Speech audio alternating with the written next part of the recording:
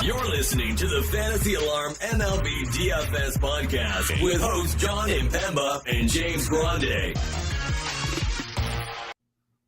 What's going on, everybody? Happy Tuesday and welcome into the Better Baseball MLB DFS live stream. I am James Grande, and no, that is not John Impemba like the intro said. That is, in fact, Colby Conway. You can find him on Twitter at Colby R. Conway, as you can see right over there.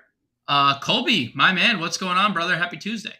Yep, happy to fill in here. Late game scratch for John and Pemba. Not enough time to get the clip edited there, and I'd call it post-production. Maybe it's pre-production. I don't know where that video actually falls, but we'll work on a remix in case I got to fill in here as a spot start for John. But happy to talk a little DFS with you, and it's good to be back in the booth with you. The only remix that I will accept is you have to be the one remixing it. Like you have to be the voice behind the whole remix, or else we will not accept it here. So if you will provide, I'll edit it. Like if you want to just record it, I'll edit it, and we'll get that into the mix for the next time that John decides, I just don't want to work today. Because that's what he said. He said, I don't feel like working today. I'm just, unlike you, like you have planned vacations every other week. John just says, nah, not today. Like, I spent 7 weeks in Italy, but let's just take another day off today. Why not, right? Just kidding. John is obviously attending to something important. He'll be back tomorrow. DePrince already in the chat, ready for some fire. I agree. Ready for some fire as well. So let's fire up the DraftKings slate here, Colby. We have 14 games to talk about.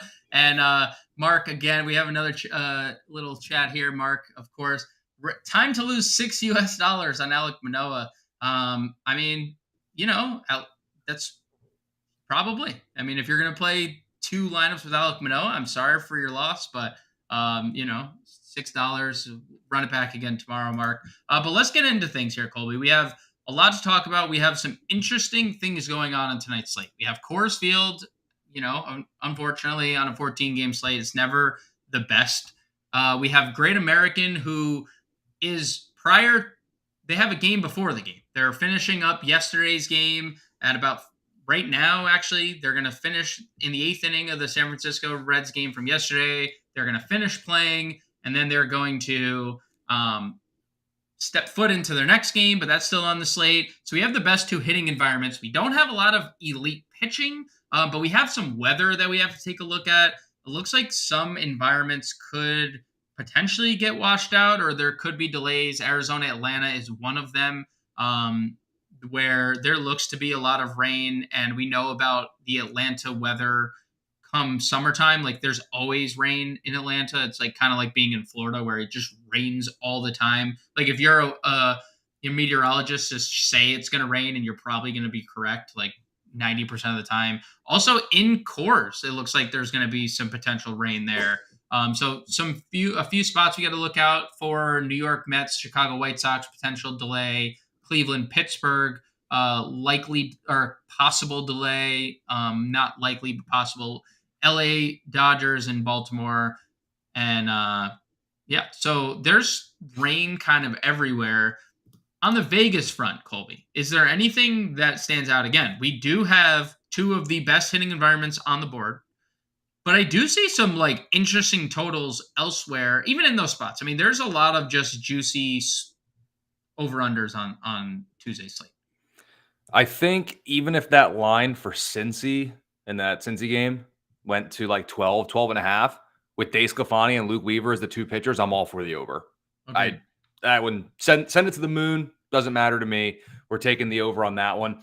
Atlanta, Arizona at 10 and a half. I know you said there may be some rain concern, but the regression monster was coming for Bryce Elder at some point. Yep. It was coming. It's here. It's happening. And Zach Davies, bad human being, bad pitcher in baseball. I love the Atlanta offense, but I think Arizona is going to do a little bit of damage there. So there's a game where we should probably get a high run total. Obviously, Houston, Colorado, that's going to be pretty much one-sided in that one. But that's one to look at. And then I do think there's going to be some runs scored in that Cubs game. Both pitchers have their flaws. Don't even get me started with Patrick Corbin. And it's a broken record here, but Tyon at home against lefties, not a recipe for disaster. Both teams, 5-6 runs. I think we're in a good spot there. So there's definitely some spots here where there's going to be some runs put up. And I'm going to echo your sentiment of the elite pitching on this slate is, I'm going to say, non-existent if I'm being blunt. Yeah, well, perfect segue into the pitcher. So let's get into it. Nathan Eovaldi is the top name of the slate. I don't necessarily know if that's where our interest lies. But following him, we have a bunch of 9K pitchers or above. Mitch Keller at home against Cleveland. Edward Cabrera, for some reason, is $9,700. Joe Musgrove, 96, gets Toronto. Tyler Wells at home against the Dodgers. Lucas Giolito on the road against the Mets. Bailey Ober in Seattle. Who above 9K really piques your interest, if anyone, Colby? Am I allowed to say I've had no builds with any pitcher above 9K? You are. In my lineup today? If that's how you feel. I can't come to it. Like, the more I look at it, like, it's just one of those things where, like, do I want to pay up for Eovaldi? He's been good. That price tag, I can save a couple $1,000s and go elsewhere. Anyone above 9K, the only one I like is Bailey Ober, just because Seattle strikes out so darn much.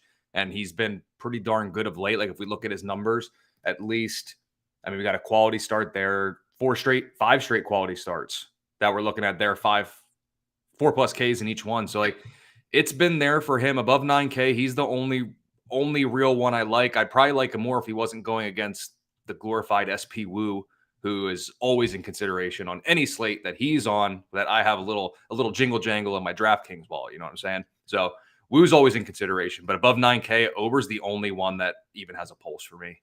Yeah, the only one Ober 9K is I'd go with Bailey. And like, that's the problem you just mentioned, is that Brian Wu exists in the world today at 7,900. And when you look at some ownership reports, he is the highest owned pitcher, double anyone else projected on today's slate. And when you're attacking the pitcher's position, especially on a 14-game slate, like, I'm okay using pitchers against one another on smaller slates. But on a 14-game slate, if you're using Ober, you're likely not using Wu, and vice versa. And now, if you're using Ober, not Wu, you're basically going against the field, right? Because 40% of the field is getting to Brian Wu. Now, Bailey Ober is the second highest owned pitcher in today's slate. So people are pivoting or pairing them. You're just limiting your ceiling because you can't get a win, obviously, for both guys. I like Bailey Ober quite a bit in this spot, truthfully. Now, he's been great in 5 consecutive starts, as you mentioned, quality starts in each of them. The strikeouts have been pretty consistent. Seattle is the second highest strikeout rate in the league against right-handed pitching, only to Bailey Ober's own team. The Twins strike out more than anyone else. And we thought the regression monster would eventually hit Bailey Ober. It did not. He has only gotten better since then. So I do like him. And Mark here in chat brings up a pretty good point. And I understand that Cleveland's offense has definitely been better. And Pittsburgh has been one of the worst teams in baseball recently. But Mitch Keller is not the reason why they've been bad. He's actually been pretty awesome outside of a start against the Dodgers lately. 3 of his last 4 starts are 1 earned run or less, 20 or more fantasy points. And like Mark said, he is actually projected at 1% rostership today. And I think it's a pretty good spot. Now, does Cleveland strike out? No, they don't. Are they a little hot? Yeah. I mean, Jimenez and Josh Naylor coming off big games yesterday. Jose Ramirez had a good game. Cleveland was in all the winning lineups for Monday's slate. But like, overall, they're a subpar offense that just crept over the 700 OPS mark as a team. That's still, as a team, 21st in the league against right-handed pitching. And when you're talking about ISO, which is, specifically tied to power, they are dead last against right-handed pitching. They're worse than Oakland and Washington and Detroit against right-handed pitching. So Mitch Keller at 1%, I think, is a little interesting. I largely agree on everyone else. Like, Eovaldi, like, Tampa's obviously been bad. We're not going to we can't gloss over that. Like, they've been a different team since like the Wander benching. But I don't know what the upside is with Eovaldi. Edward Cabrera, no shot at 9,700.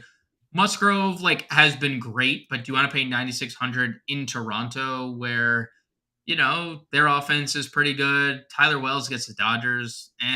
What do you think? No interest in Giolito against the Mets, pitching for a potential better home. Not that I think a bad start would really do much to his trade value, because at this point whoever gets him is getting a top end starter. Any interest in Giolito against the Mets, or is that a fade for you? I think you just have to be making a bunch of lineups to throw him in one. I think there's just so much value down the board when you look at his matchup too.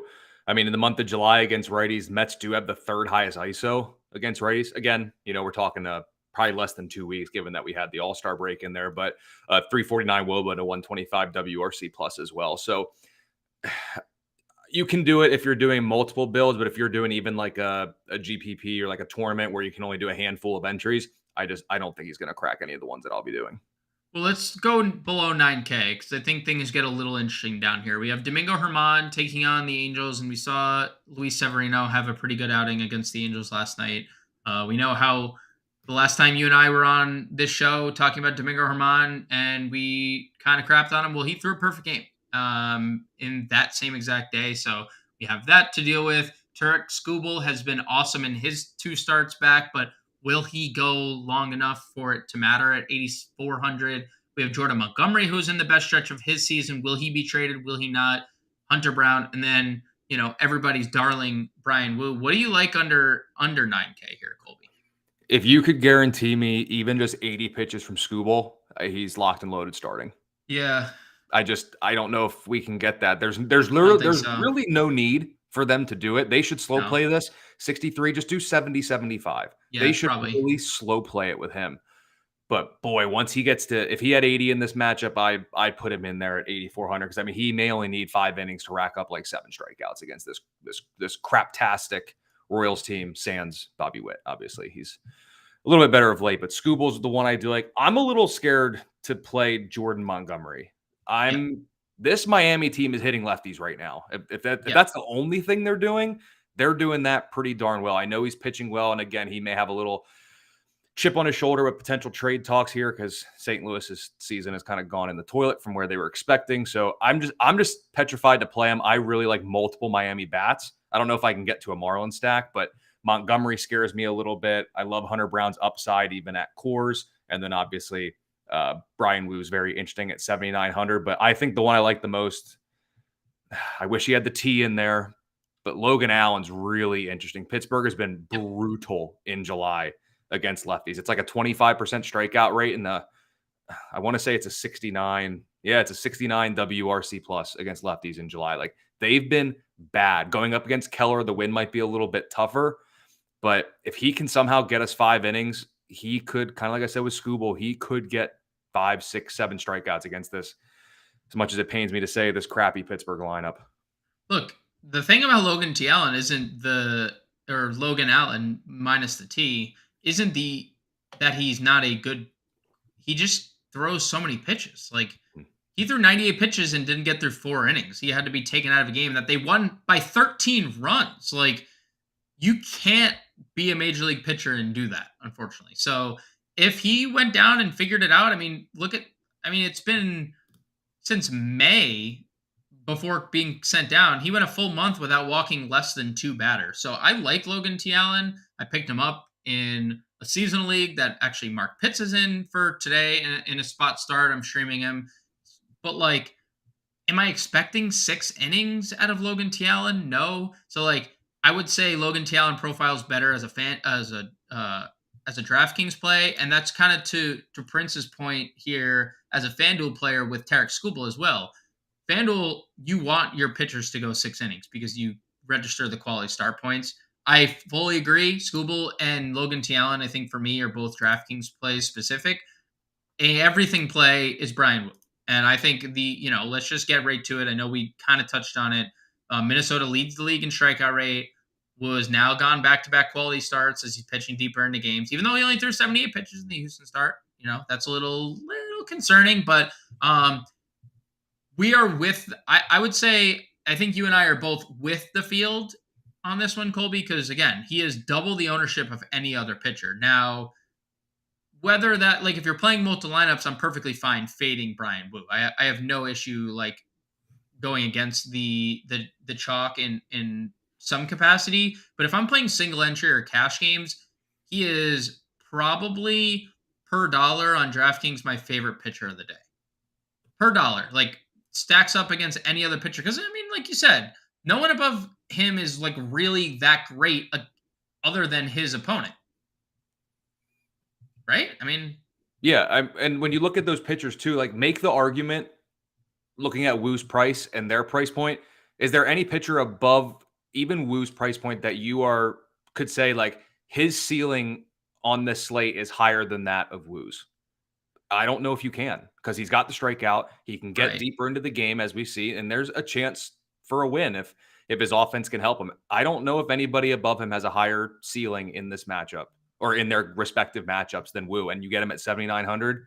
Again, it makes a stretch. You could probably make an argument for some, but it's like it's pretty conceivable to say that Woo's upside on the slate is one of the highest, and at that price, you have to consider it. Yeah, I mean, it literally wouldn't shock me if he had the most strikeouts of any starter on tonight's slate. And I don't think that's saying too much, because Minnesota strikes out more than anyone by over a full percent than any other team in baseball. So like, I'm not out here like shattering this like barrier of like, holy cow, that's a hot take. But I agree. I think he does have one of, if not the highest ceilings. The only thing is that he hasn't completed 7 innings. He hasn't even gotten past 18 outs, right? So until that happens, I would say Ober, maybe Giolito, maybe Keller, maybe Evaldi if he reverts back to like the Cy Young-esque pace that he was on.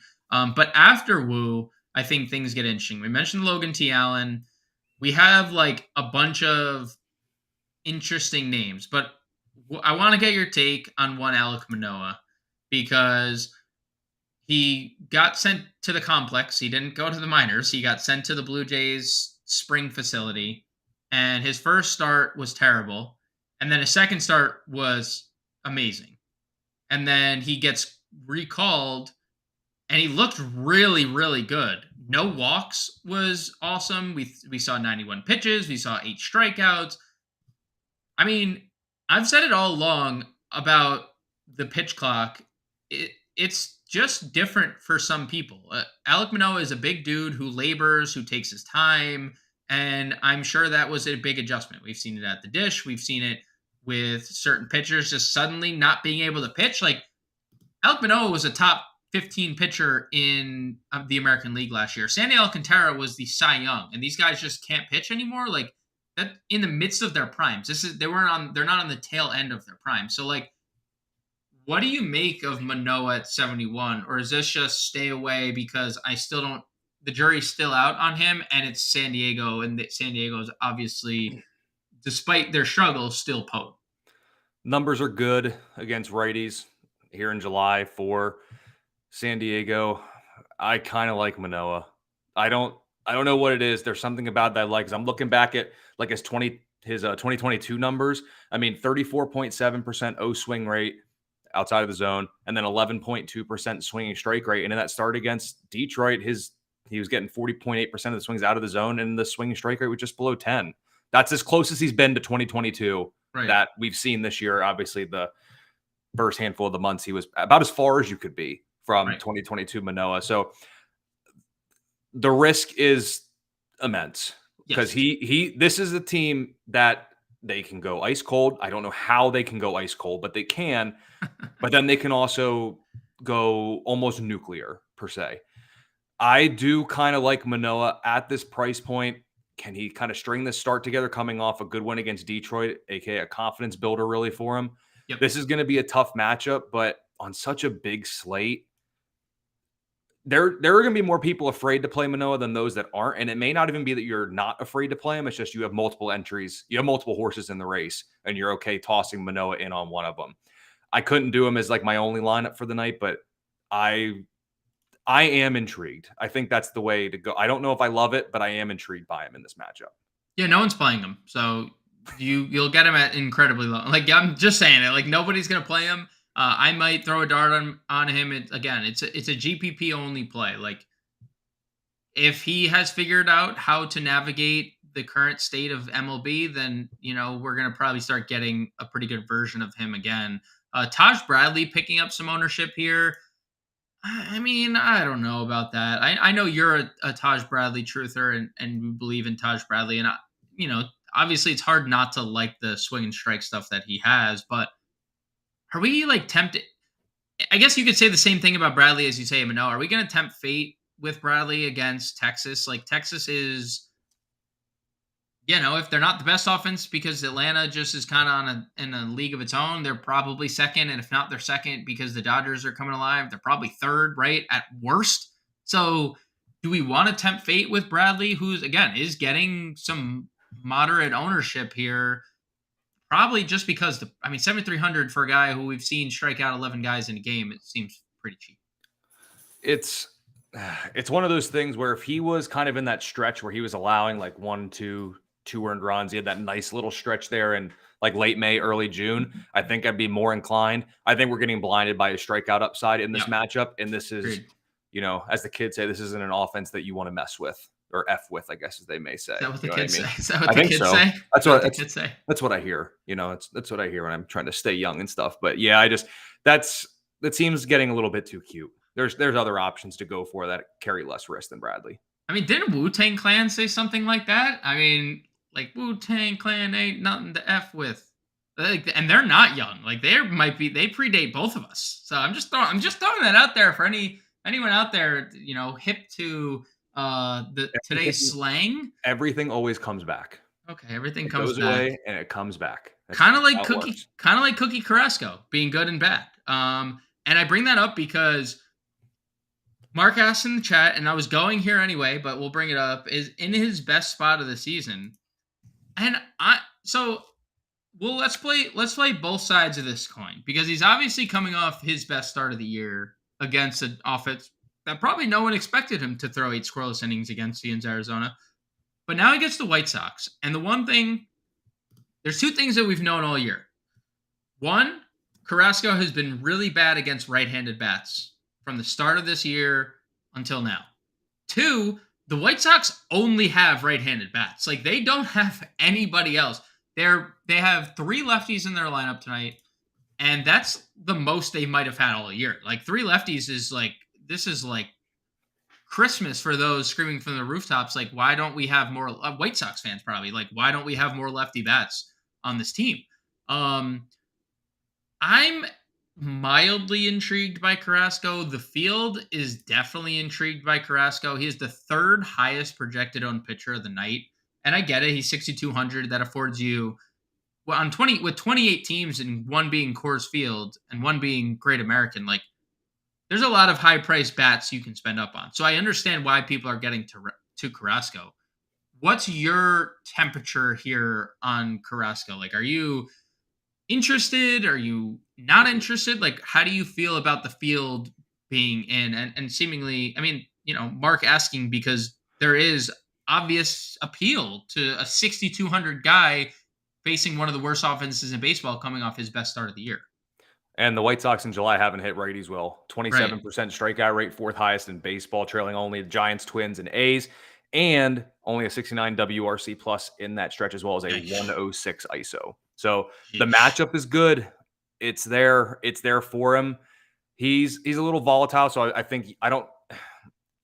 guess you could get away with him in cash if you wanted to, just because how much you're saving and allows you to get the bats. I think I'd probably lean more GPP for him, but it's a really good matchup. What's interesting is that the White Sox offense is going to pose the biggest split disadvantage for Carrasco, yet because he uses his right arm to throw the baseball, he gains a split advantage over the White Sox offense as a whole. So it's kind of an interesting way to look at it there. I would say lukewarm is probably my temperature with Carrasco. He probably won't make any builds that I have, but I get the appeal, and the matchup is very, very good when looking at the surface level numbers. I would say I'm like the temperature before when you're in the shower and like you're like, oh, this isn't hot enough. And then you like crank it down a little bit more and you're like, all right, perfect. Like that's where I am. So like I'm in between lukewarm and like perfect warmth. You don't take So cold whatever. showers? No, who the hell takes cold showers? Um, but I like this is what I could see playing out. Carrasco having a great start, and then Luis Robert hits a 3-run home run to ruin it all.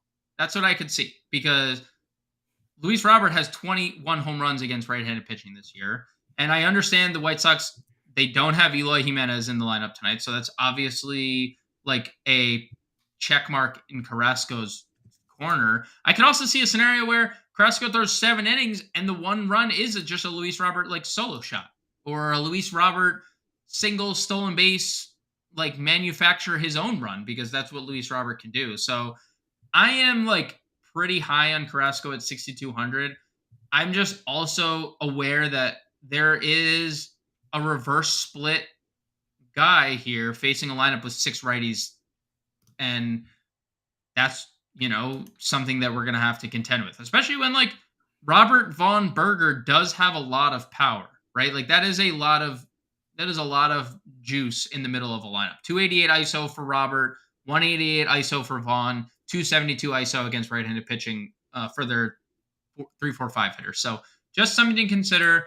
Carrasco 6,200. I think it's going to be a pretty popular play. Before we move on, Colby, anything else that you want to mention here for that pitcher? No, really the only pitchers we haven't talked about, especially at the bottom there, are the only ones I want to go against. So I'd rather save their names when I'm talking about hitters going against them. All right, let's dive into the hitting then and talk about catcher, where, I do think this is a day we can spend up on catcher if we wanted to, because we have Brian Wu and Carlos Carrasco at our fingertips potentially as one of our 2 pitchers or both pitching spots. If you were to spend up on any of these catchers above, I'll just say 4K, because, we don't need to spend a lot of time on catcher. Who are your few options that you'd want to use in the spend up department? Adley Rutschman and Yanier Diaz are the 2 for me. Those are the 2 that stand above the rest. I really like Adley if you're going to pay up for catcher. And if not, I think Yanier Diaz is in a good spot. But Adley, 915 OPS against righties in July. And I do love me a Baltimore stack tonight going against your favorite player, I do believe, for DFS purposes. So Adley's the clear-cut top dog behind the dish tonight, with Yanier Diaz being second above this 4K price range. Fully agree. Fully in agreement. I'm not going to add too much. If you do want to look at Yanier Diaz and his splits this year, it's been right-handed heavy, where he has been dominant against righties. 270 ISO is significantly better than anyone else on their team. And 369 WOBA also leads the team. I'm not including Jordan in that because he's not in the lineup, obviously. The Rockies, just interesting note, Jake Bird is starting tonight. He's just an opener, so that is the direction that they're going with. I know DraftKings does have Noah Davis listed as the starting pitcher, and I do believe he is the long man, but they do have Jake Bird as their starter. Going down below 4K, what stands out to you? I'll throw Jake Rogers into that mix, by the way. Also, he hits lefties extremely well just from the power department. I'll throw him as one more guy above 4K. But what about anything under 4K that really, gets you going? Because I got one name only. Yeah, I got one as well. If you're stacking Giants, I really like Blake Sable in this matchup. OPS near 1,300 with a 580 ISO versus righties in July. I don't love that he's 0 for 6 with 4 strikeouts, I believe, since the break. Yep. I don't love that, but he hits righties well. And Luke Weaver, I believe Luke Weaver has reverse splits this year, but for most of his career, lefties have given him a ton of fits. So I think you're fine. Lefties, righties, switch hitters, guys who stand in the middle of the plate, I think you're fine. Any way you cut it against Luke Weaver. So if you are stacking Giants, I do like Sable down there just below 4K. Yeah, and you can always play him in the outfield if you wanted to play Patrick Bailey, who's a switch hitter as well.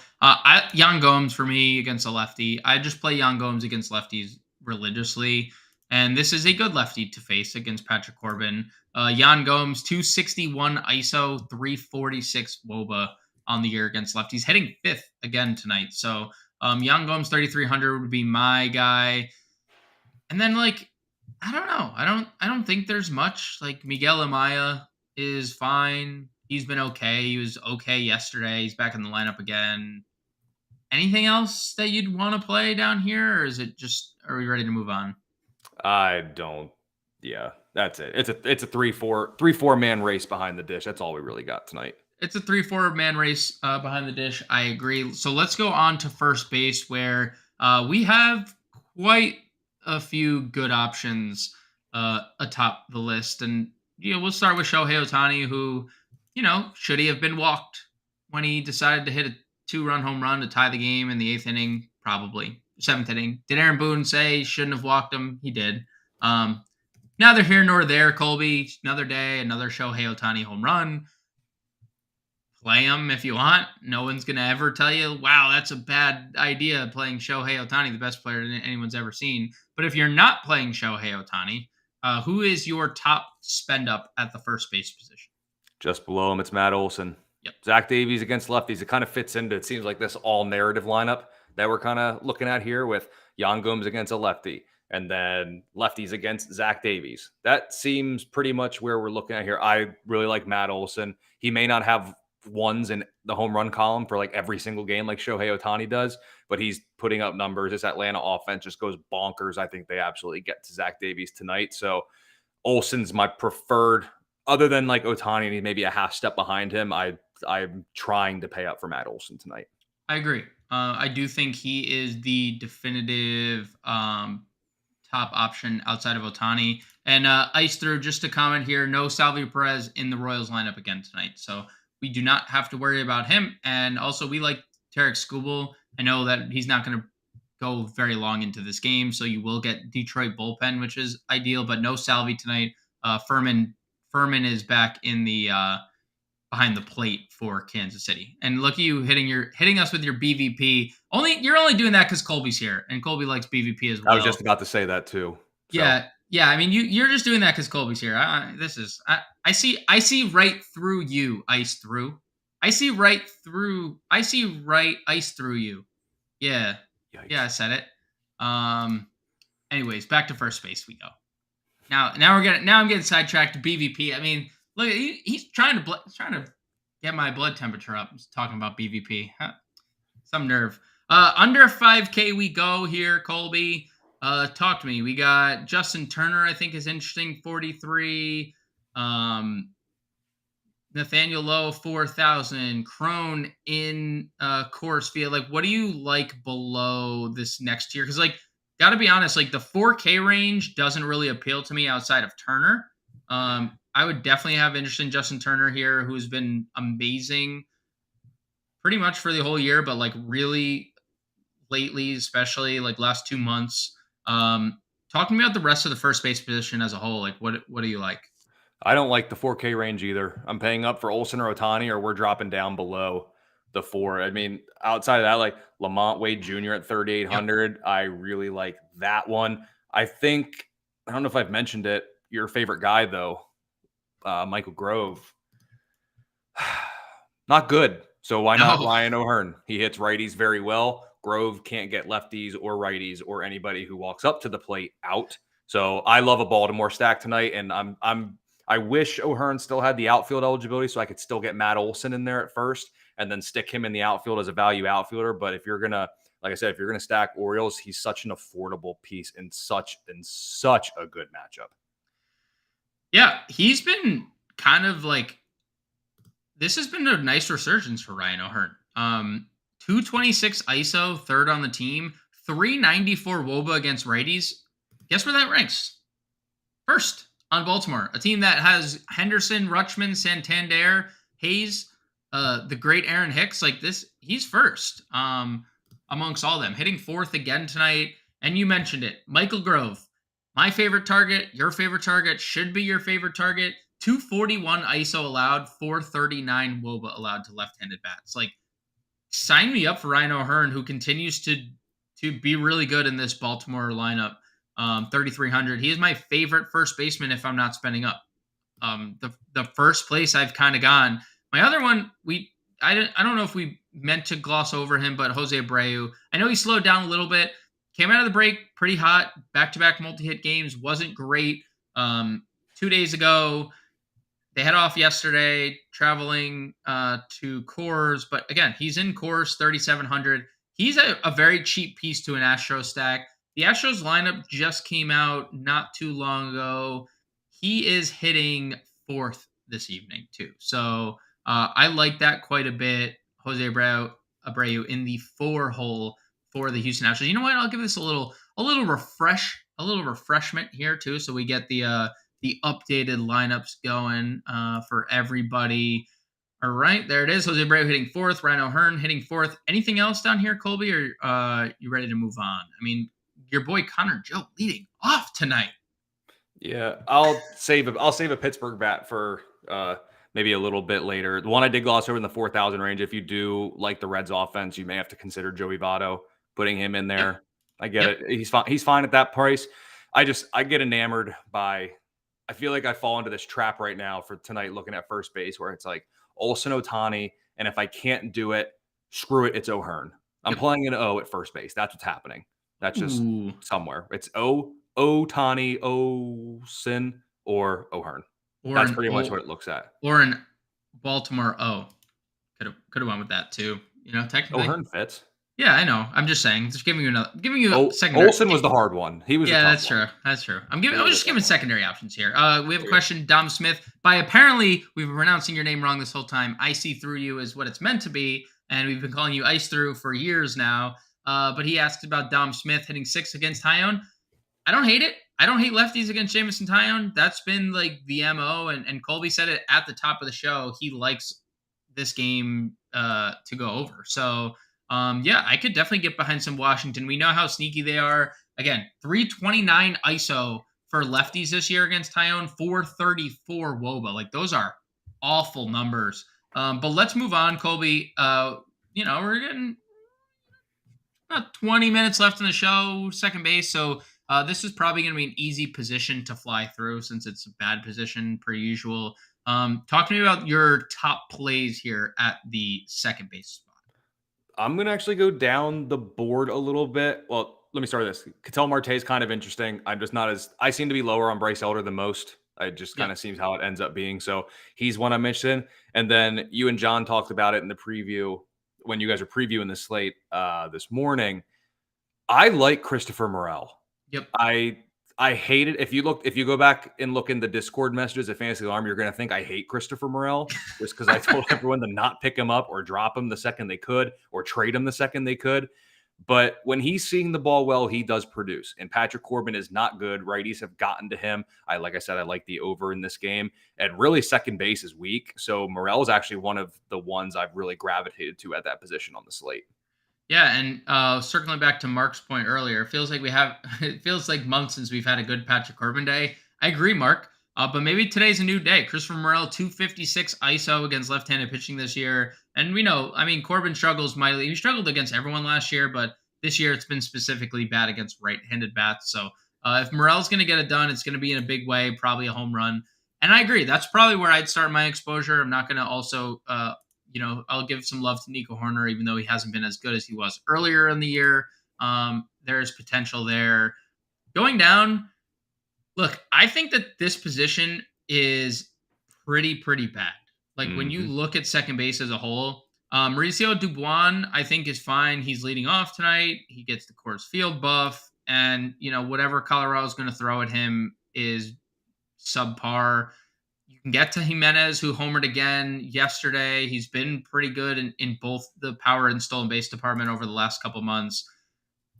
But then it's just like, what? Zach Geloff, he's still probably too cheap for a guy who's leading off and has a lot of speed and has some pop. 2,900. Red Sox going with an opener tonight. What else are we doing at second base? Like, is there anything that's like really like I need to play? In terms of I need to play, no. If you're going to go full anti Michael Grove, Jordan Westburg, we talked about it multiple times in the minors. He crushed righties, and at least in the big leagues, a 709 OPS and a 167 ISO against righties isn't like putrid. You know what I mean? It's not bad. And his upside just seems capped right now. He's just still trying to figure out life in the bigs and everything. But I mean, he's an affordable part. Like you can put him and O'Hearn as part of a Baltimore stack, and it's like under like $7,000 of your dollars. And then you can still get some of the big boys. So I can't get farther than about Westberg at second base. And really, I'm really settling in on Christopher Morel.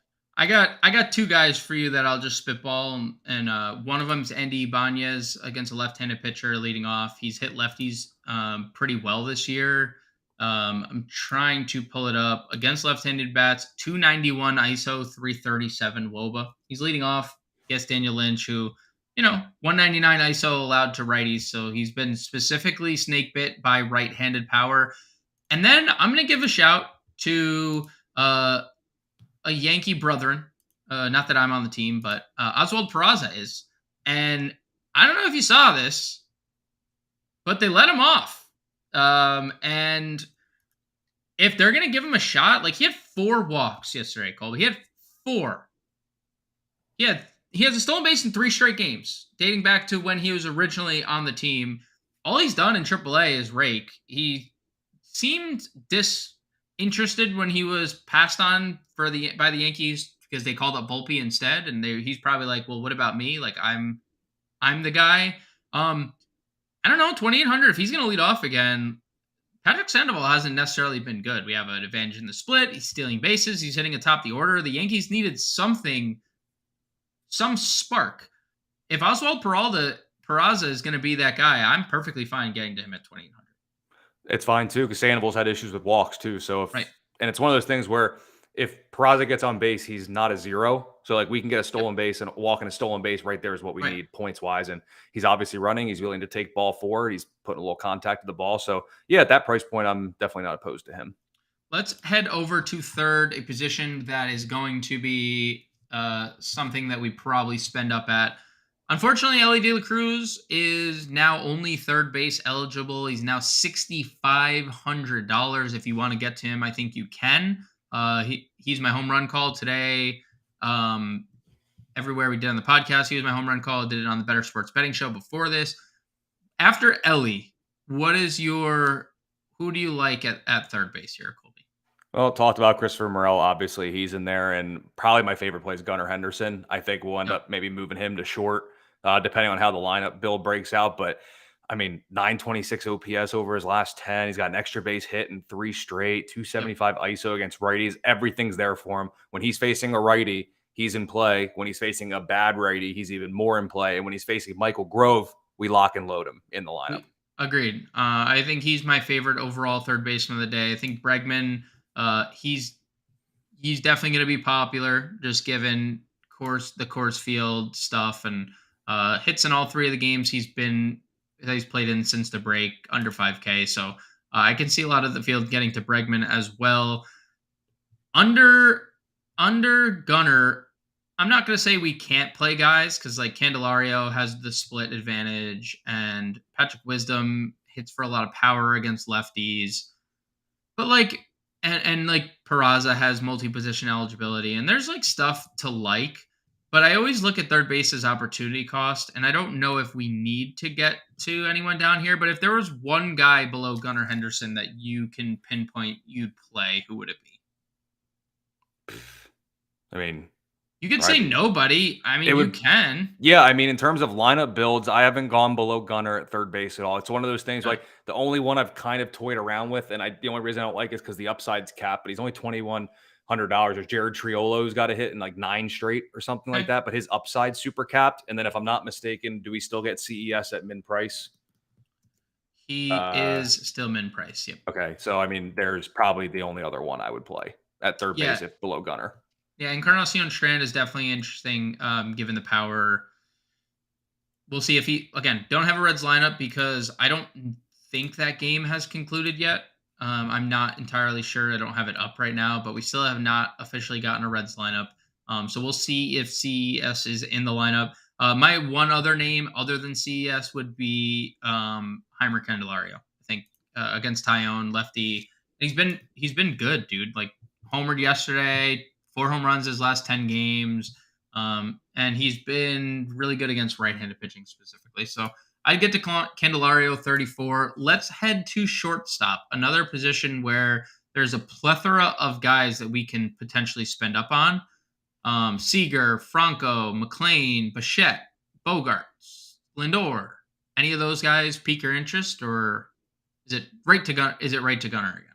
I mean, Gunner's the one that probably catches my eye, but Right. other than that, I mean, Corey Seager's very interesting. It seems foolish right now to not play Matt I McLean know, dude. with the way I mean he's been playing. But I really like Seager a good bit. I know it's maybe not the easiest matchup of all, but he's fine there.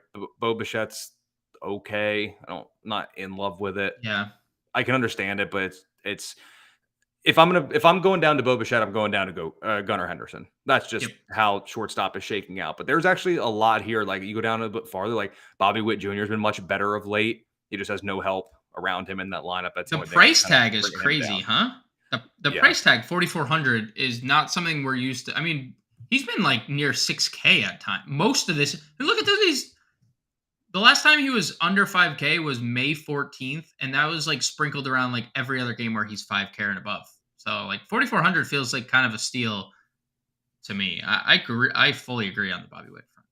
Yeah, and I mean he's been doing a little bit of everything. You look last 10 games, 4 homers, 2 stolen bases. The 9 strikeouts actually aren't all that bad. Comes out to about a 25% strikeout rate. Can live with that with him. It's just, for a guy with an 1,100 OPS over his last 40 at bats, you'd love to see more than just 5 runs scored and 8 RBI. Brutal. Shout out Royals for that one. That's shout out Royals for sure. I mean, yesterday's starting lineup was Kyle Isbell leading off. So like, if you need any context on how the Royals are doing this year, it's Kyle Isbell leading off is all you need to know. Below that, I mean, I will. It is interesting to see Jeremy Pena back in the lineup.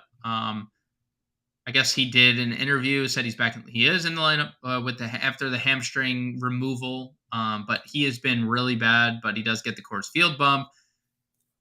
Look, honestly, I've been touting CJ Abrams a lot lately. Dude, he has been really good from a fantasy perspective. And it's obviously the move to the leadoff spot has done nothing but help. But the guy is running like a madman. Another stolen base yesterday. I mean, you start talking about the stolen bases, 4 in his last 5, 5 in his last 6, 6 in his last 7, 8 in his last 8 games. He has 8 stolen bases in 8 games. Like, right around the time he started leading off, he won NL Player of the Week. Like, listen, there's obviously, and John and I talked about it on the pod, there's obviously him, Abrams, and Mackenzie Gore were the headliners of the major league players in the Soto deal. And there's more to come on that Washington got. Like, a lot more to come. But, like, starting to live up to the hype is CJ Abrams, who's hitting .410 in his last 10 games with 8 stolen bases. Like, pretty gosh dang good value at $3,100, I'd say. And he's finally hitting at the top of the order. Yep. We're finally getting it. And listen, I like this game to be a lot of runs scored in this one. How could I not like the leadoff hitter on the best side of his splits against the pitcher's worst splits in a game where there's going to be a lot of runs scored? And Abrams has been doing everything. I am genuinely shocked that he's still at this price because it's either multi-hit game or a stolen base or a run scored or everything that I just mentioned all in one. Like I understand he may not be like a Shohei Ohtani type hitter, but his upside right now for his price is insane. I mean, like 2 hits, a run scored, and a stolen base is something that is no stranger to him, especially of late. Right. And, to be fair, Corbin Carroll was this price for like the first 2 months of the year, so I don't expect this to change too fast. Now, Corbin Carroll is $6,000, now, and rightfully so, but Luis Robert was $4,000 for the first 2 months of the year. It was like Ohtani's a first baseman. I mean, we can't be perfect, and I appreciate everything DraftKings does, and for sure. They obviously have an algorithm for this stuff, and sample sizes play a part. Fernando Tatis was 2K upon returning, and there's a lot of wild stuff. So while we can take advantage of a $3,100 CJ Abrams, please do so because the guy has been. I mean, look right there, it says it. Fresh off being named the NL Player of the Week. They said he was the best player in the National League last week. And he has continued on to this week, rolling on ahead. I don't think we need to go any further because why would we need to go below $3,100 Player of the Week? So let's go on to the outfield. where I think some of the toughest decisions we've made or will make lie, because Ronald Acuna Jr. is an absolute freak. I don't know what else to say about it. He's just a freak. He has 2 home runs and a stolen base in a game. He has games where he has no hits. He still has 11 fantasy points because he has 2 walks and a steal. Even in his worst games, he gives you fantasy points of double-digit variety. But we have Ohtani here. We have Mookie Betts, who's in the best stretch of his season. We have Tatis, who, has he been great lately? No, but we know Manoah struggles. We have Tucker in cores, and the one thing I've always said about Kyle Tucker is when he's going, you play him. Like, you don't even think twice. He is like he is like insanely streaky. When he's really good, he's really, really good, and now gets cores.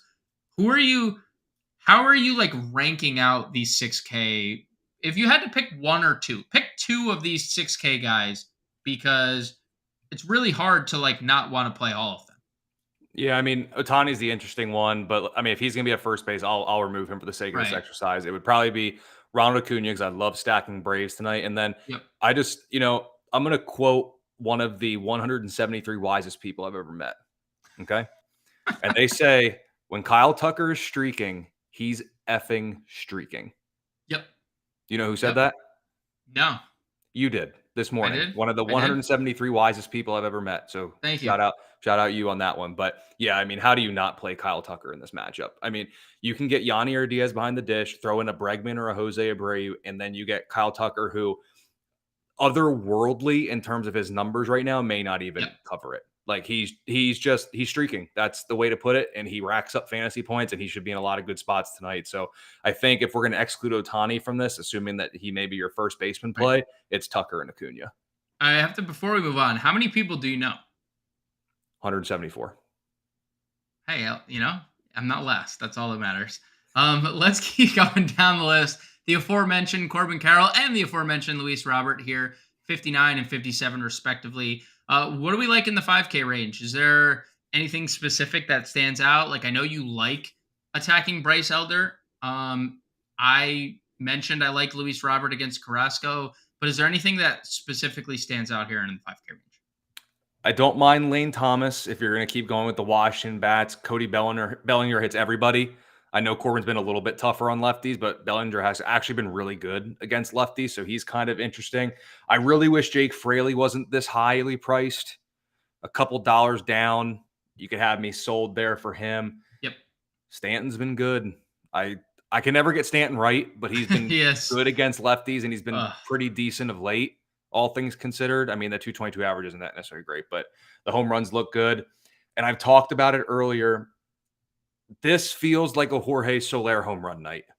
Again, I may be lower on Jordan Montgomery than others, but Soler's very good against lefties. I like there to be some runs in this game. And I really like these Miami bats. Like him and Brian De La Cruz make for a very interesting mini stack. I don't know if I'll actually get to it in the lineup, but I really like some of those righty bats against Montgomery.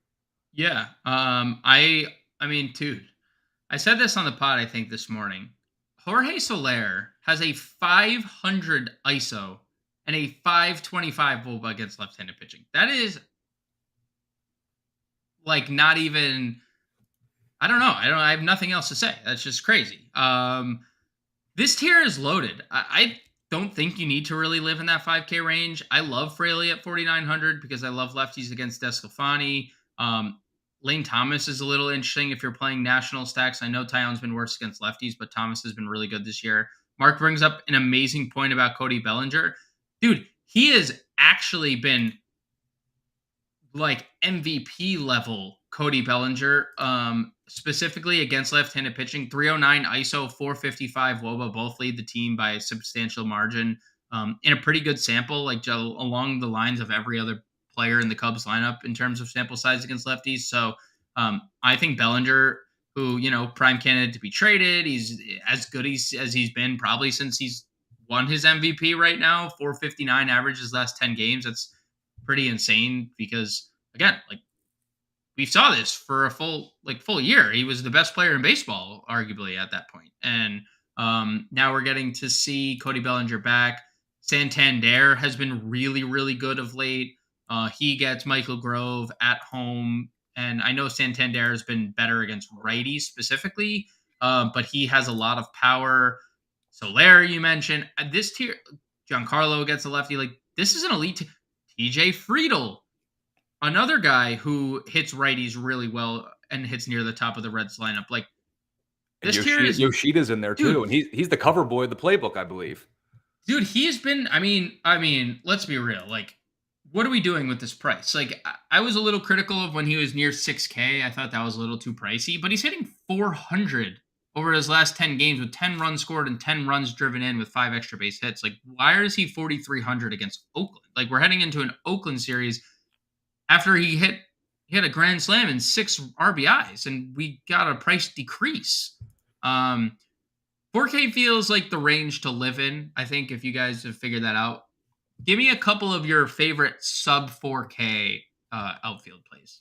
I touched on it a bit. I do like Brian De La Cruz a good bit. If you don't do Blake Sable behind the dish, you can put him in the outfield at 3,600 if you want to. And then you talked about it this morning, which stole my thunder about it a little bit. But the Giants outfield is free. Dude. In a good matchup against Luke Weaver. The one I kind of gravitated towards the most is Conforto and his 875 OPS against righties in July. That's our boy. Me and you were high on Conforto coming into the year. We did the seasonal podcast, and we both were high on Michael Conforto. And he's been good when he hasn't been hurt, but he's been banged up for a large part of the last couple months. And he has been really good against right-handed pitching, and Luke Weaver has been really bad. Again, no lineup there yet for San Francisco as I look. Also interesting note, no Rafael Devers signed again for Boston. Justin Turner playing third base once again, which is a little interesting. He's not on the IL, right? Day to day. Yeah. Right calf tightness, not in the lineup again for Devers. So just an interesting note. As we go down, I mean, Chas McCormick hitting 5th coming off the double dong, I think is a really, really, really, really appealing piece. Back-to-back 3-hit games, 3 home runs in his last 2 in cores. I think he's going to be extremely popular, especially hitting where he is in this lineup today. But other than that, Suzuki has been good against lefties. You could play that. Corey Julks has been a pretty good fantasy asset, especially when he's stealing bases. He's been, and we know he's in cores. Anything like real dirty, Aaron Hicks, 2,500, Henry Davis, 2,500, like anything down here getting real dirty? I don't think there's a need to. I don't think there's a need. All right, then let's start building. We have a couple minutes left. If you have any questions, we'll be happy to answer them as we rapid fire through this lineup. I think you and I both agreed Brian Wu was probably the spot we'd go. What are we talking SP2, Colby? I don't think we can play Scooble just given the uncertainties with the pitch count. What do you want to do for our other starter? It feels weird, but some of the roads are leading to Manoah, and I don't know if I want to do that. But I don't know if I can trust Logan Allen, Manoah. Do we want to go Carrasco 62 to afford us the possibility to? Yeah, let's do it. Let's buy into the White Sox strikeout rate and struggles against righties. Okay. What do we want to do at catcher? We both had some pretty good options here.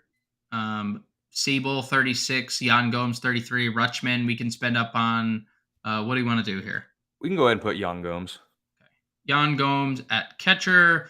I'm assuming we're gonna double spend here. Do you want to go Ohtani at first or Olsen at first? Yeah, either or. Okay. Do you want to go Olsen and Ohtani? Sure. Where we use Olsen at first and play Ohtani in the outfield. Well, actually, we want to play Kyle Tucker probably, right? Oh, yeah. I mean, he's kind of the cover boy. We Ohtani or Olsen if you had to pick between them. I'd go Olsen. Okay. I think we should probably play Chas McCormick. I think that would be something we both alluded to. Conforto maybe as our final outfielder. Another cheap play because we're going to also probably play. Do we want to go Gunnar at third? Or do we want to go Gunnar at short? Because we can get Abram. Yeah, Gunnar and Abrams. Abrams. Then we have a lot of money at second. You like Christopher Morel. Yep. We have $1,200 to spend. Let's go up to Yanier. Go up to Yanier Diaz. That's the lineup, guys. that'll do it for Colby and I right on the dot, Colby. Thank you all for tuning in. We'll be back again with the podcast at 9 a.m. tomorrow morning. We'll be back with the live stream at 5 p.m. Eastern Standard